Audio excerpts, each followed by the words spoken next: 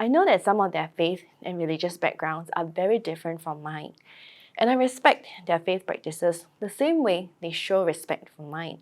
But I can still make my faith known to them through indirect means, and over time, the Lord would grant me opportunities to minister and also journey with some of them.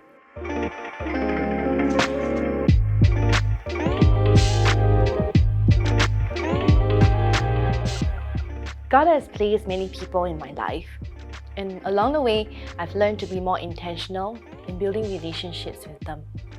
One such group I have been actively connecting with are the people in my neighborhood, from my next door neighbors to the people I've met through a neighborhood group chat.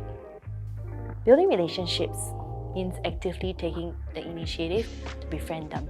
I will go from small interactions to casual conversations like food recommendations around the neighborhood, to asking about their lives and family. I would also connect with them regularly over WhatsApp and other social media platforms like Instagram or Facebook, where I can see what's happening in their lives and engage with them, and discuss topics of interest like food or parenting young children. I know that some of their faith and religious backgrounds are very different from mine, and I respect their faith practices the same way they show respect for mine. But I can still make my faith known to them through indirect means like intentionally sharing about my faith openly on my social media accounts, as I know that they are following my posts. And over time, the Lord would grant me opportunities to minister and also journey with some of them as they share their issues with me. One such opportunity is from my friendship with the domestic helper next door, who shares with me about her family struggles back in her home country. As I lend her a listening ear, I pray for her and I encourage her in her struggles. Another opportunity I had recently was that I finally had a chance to invite my neighbors over and celebrate Christmas together, after building relationships with them for over 12 years.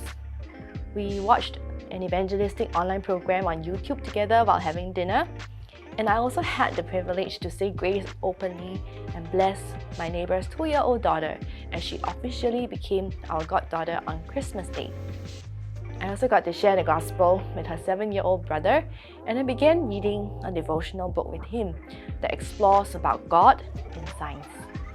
All these are breakthroughs, and I really thank God that they're reminders for me not to give up, but persevere on in reaching out to each of them intentionally.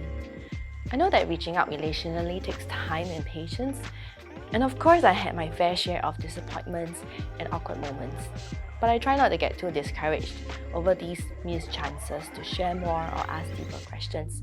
After all, what is important is to be sensitive to the Holy Spirit's leading and just be ready to minister and connect appropriately.